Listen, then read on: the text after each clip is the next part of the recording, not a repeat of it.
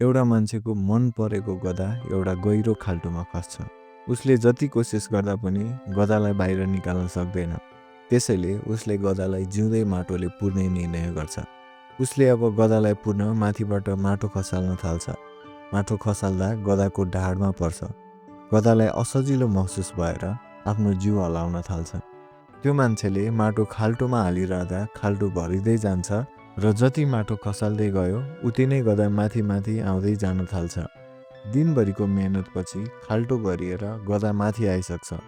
हामीले यो कथाबाट निकै राम्रो कुरा सिक्न सक्छौँ। हामी समस्याबाट डराएर हुँदैन। जसरी गधाले आफ्नो जिउमा भएको माटो पन्छाउँछ त्यसरी नै हामीले पनि आफ्नो जीवनमा आइपरेका समस्यालाई हटाउँदै जानुपर्छ। समस्या हटाउँदा नयाँ सिडी बन्दै जान्छ र सफलतातिर लैजान्छ। यस्तै भिडियोहरूको लागि हाम्रो च्यानल सब्स्क्राइब गर्नुहोला र यो भिडियो लाइक तथा कमेन्ट गर्नुहोला।